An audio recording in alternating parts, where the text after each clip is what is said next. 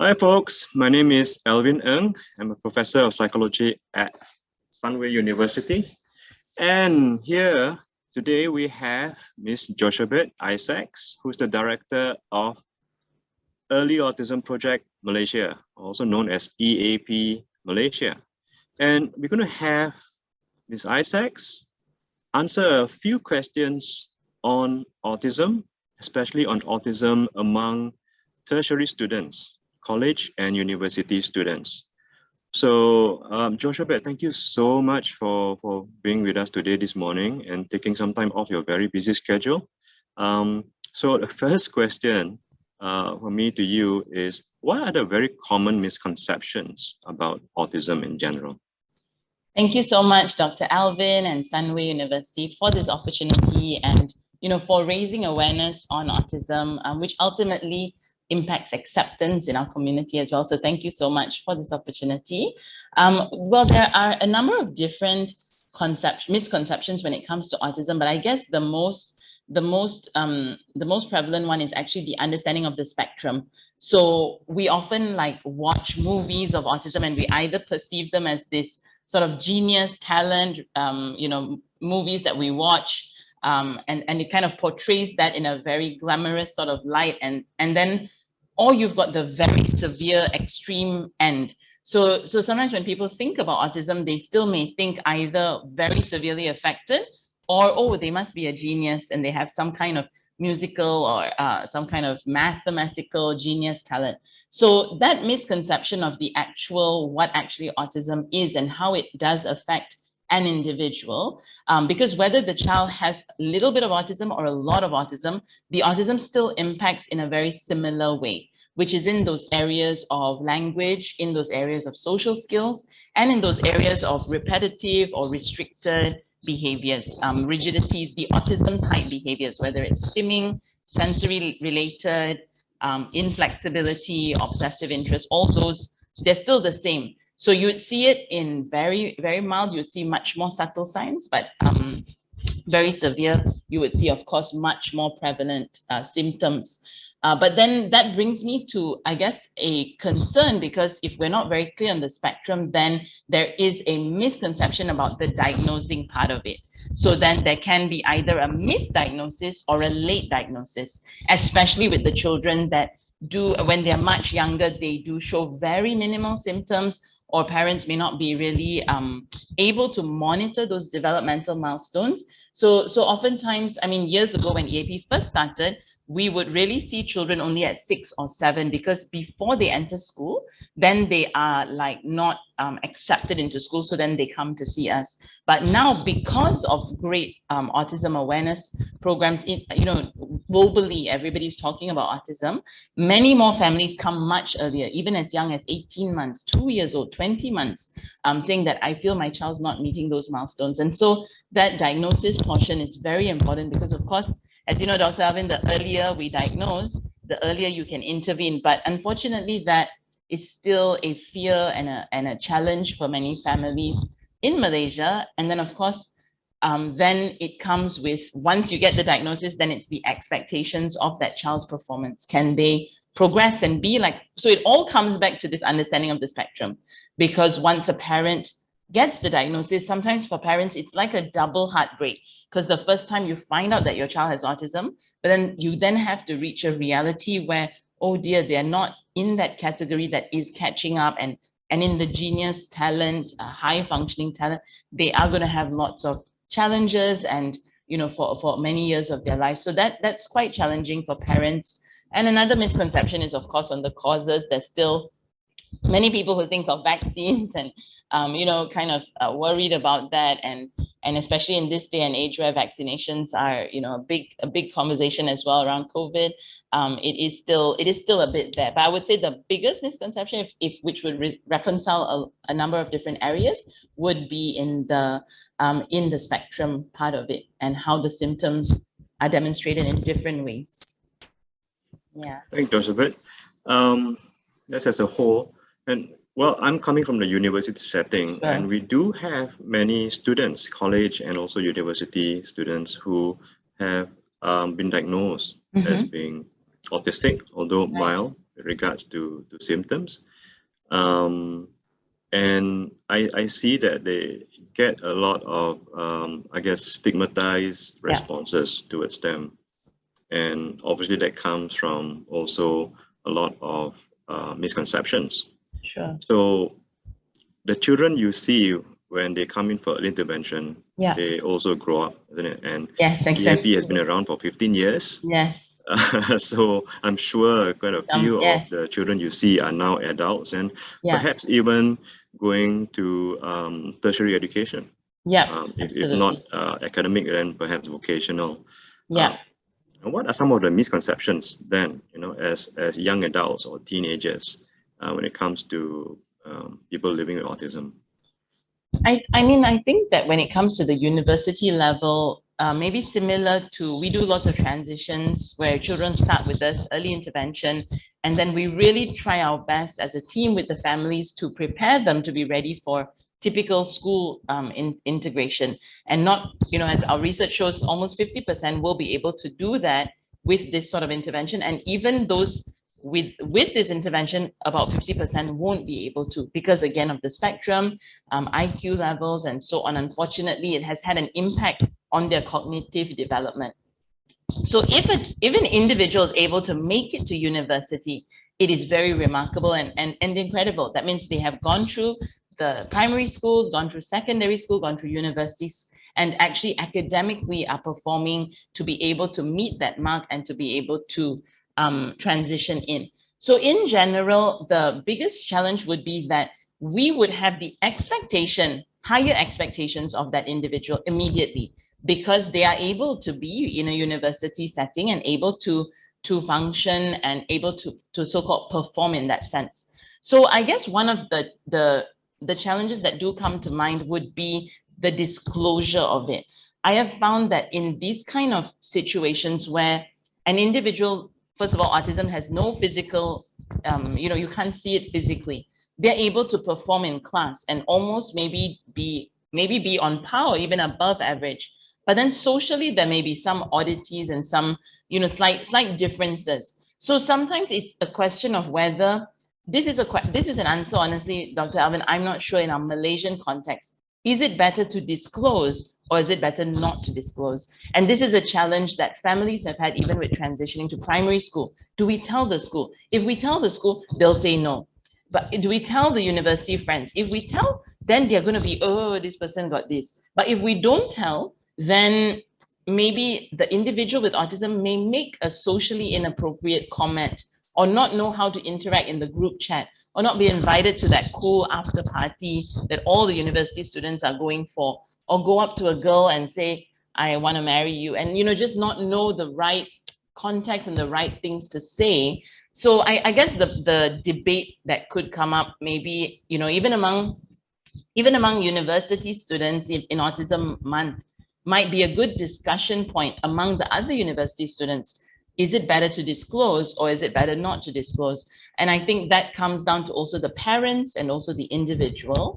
And I found that I think, again, it comes back down to that individual. So in schools, for some kids, the autism is so minimal and very, very, very, very subtle symptoms. We pretty much don't disclose.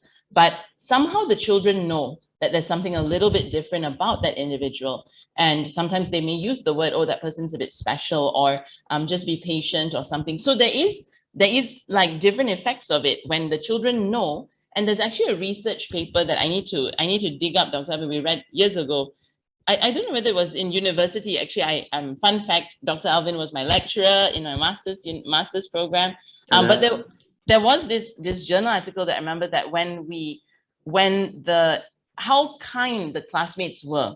They were so much kinder when they knew that that individual had some difficulties, when they realized and they knew. And sometimes we ourselves may not be always thinking with the hat, okay, this person has autism or not. You may not be thinking in that way. So you might just be like, this person is, why are they doing that? Why do they keep repeating that? Why do they keep asking? Or why is it quite difficult to communicate? And maybe that will help. But I do think that some of the challenges in universities still can be academic performance. We have a couple of individuals that are brilliant and have worked with them for years, but Academically, it is difficult to keep on par with, especially all the concepts, overlapping, and that sort of more comprehensive type of understanding and vastness of learning, as well as sometimes self-organization of meeting all the deadlines, coordinating all your things, like there's a bit of that attention deficit there that sometimes can impact the ability to focus in the class or even perform. It's meeting the expectations of what it means to be a university student. But I know, Dr. Alvin, like I've been in uni as well, it doesn't mean because you have autism, you don't meet that. Like we know plenty of people that do skip classes that know nothing to do with autism, zone out and don't pay attention, nothing to do with autism in their own world. So university is an interesting time for all students in different ways. But I would definitely say the academic expectations can be challenging, but I think more so it would be that social skills challenges. There are so many things happening on university grounds. People meet their spouses on university grounds. People meet their best friends, their lifelong friends. There's so many subtle things that are happening, cliques of friendships, parties, the cool gang. It's so similar to primary school, secondary school. And you wish it kind of go off at work, but maybe even at work, there's a bit of that. So that definitely is one of the challenges. So how do we then help to coach our individual with autism through some of that? And whether the university has those resources, but also do we disclose it to the classmates? And lastly would be autism related challenges. Like oftentimes there are genuine like inflexibilities that may be very difficult for that individual to cope. There may be sensorial things that may be difficult for the individual, like maybe too loud the sound, or one of our kids, it was attention of people. So even though he's very capable, he really, really, really doesn't like the attention to be on him, which is difficult because sometimes you might be asked to do a presentation, everybody will clap and everybody will cheer. And so you got to work through some of that. So that would be what we foresee at university levels. Yes. Yeah, thanks, Jochebed. That's like so comprehensive.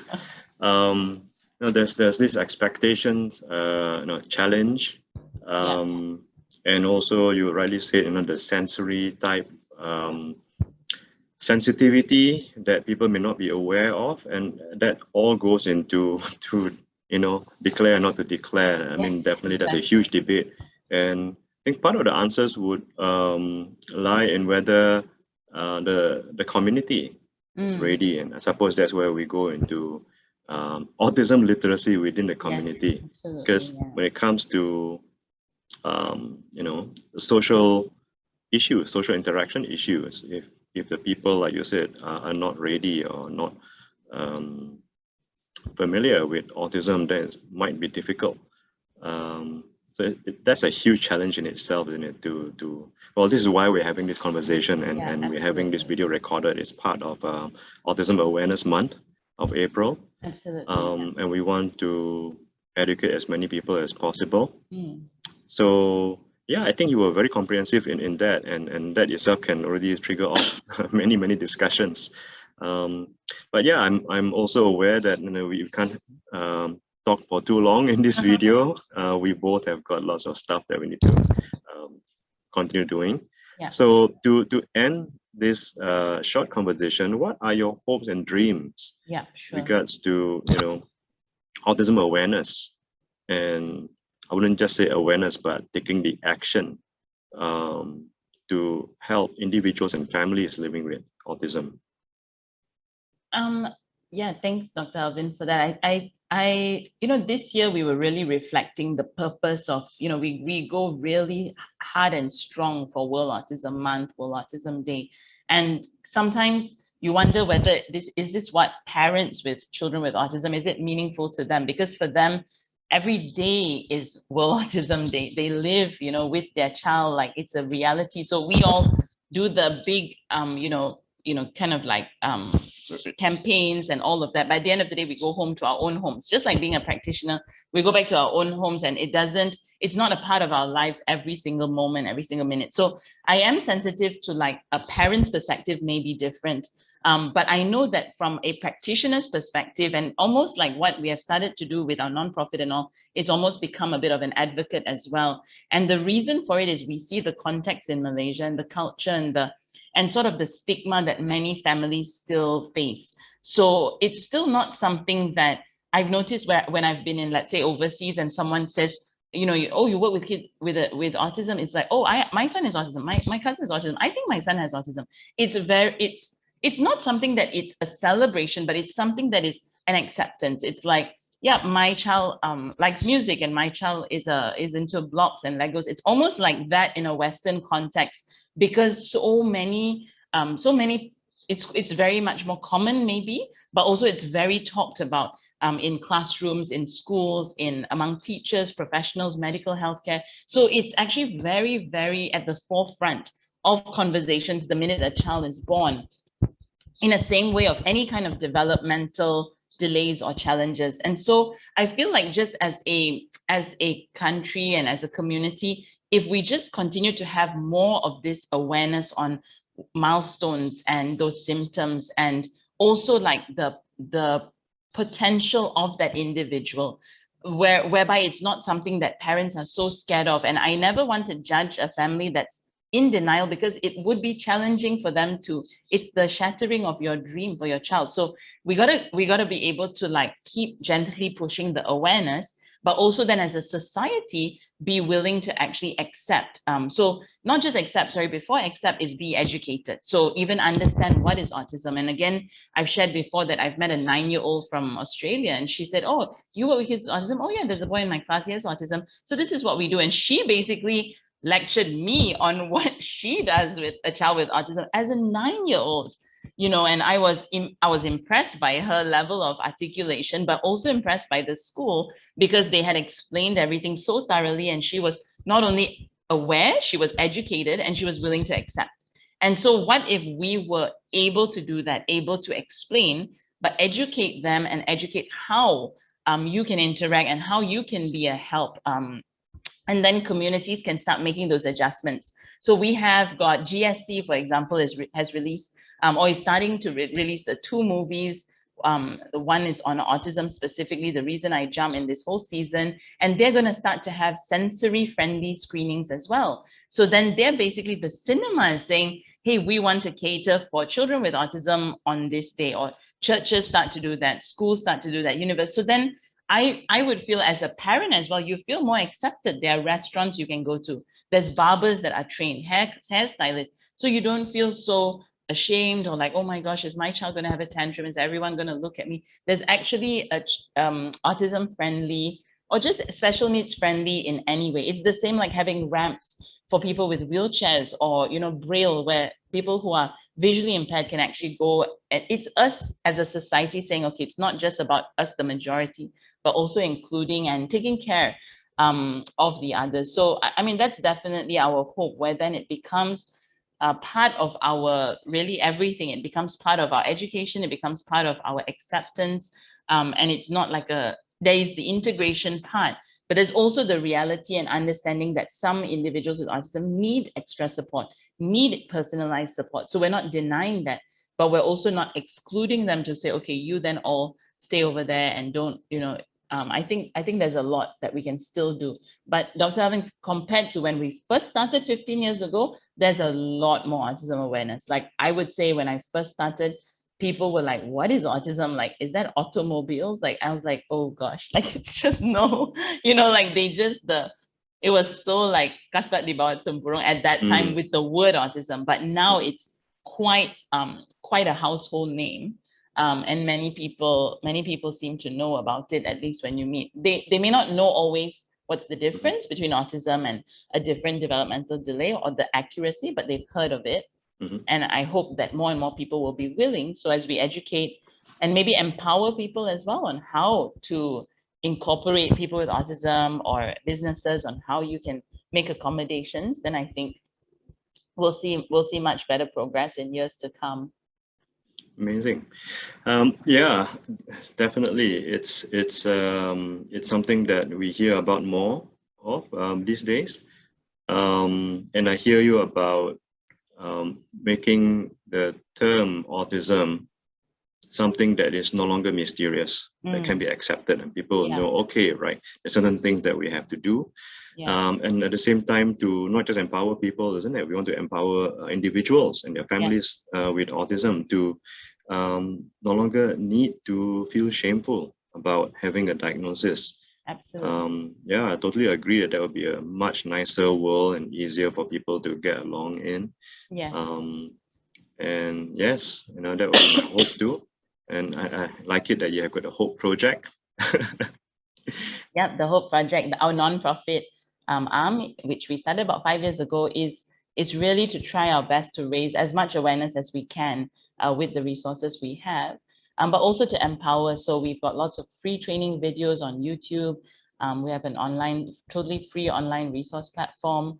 And we're also trying to help Dr. Alvin strengthen the nonprofit services, because I think that's the other big thing is the accessibility of services. It is very expensive to have intensive high quality treatment programs, but you see how it also all kind of evolves, because the more awareness there is and the more legislation hopefully changes and policies change, then it can be something that is recognized as actually needs to be funded. It's something that in the US, some state governments fund it, insurance companies fund the treatment because you know how much impact it can have on the child. So hopefully that changes over time as well. But there are tons of nonprofits and charities trying their best. So what we are trying to do is just strengthen a bit more and share with them the resources that maybe they can't afford. But we're trying to pour out into them as well to help, support their work with so many other kids. Yeah, that's a wonderful effort. Thank you so much for doing that. Because tons of people within huge communities who are not able to afford even accessing help, isn't it, or even assessments. So yes, kudos to you for doing that, and we really hope that we get better empowerment to as many people out there to know what to do, so we can help as many people as possible. So with that, thank you so much for your time again, Jochebed, in talking to us. Thank you, Dr. Alvin. Thank you so much. For autism awareness. That's it then, folks. Stay tuned to our Autism Awareness Month activities. We've got lots, and just log on to our social media sites, especially LinkedIn, and let's see what we have. Wonderful. Okay then. Thank you. Bye. Bye.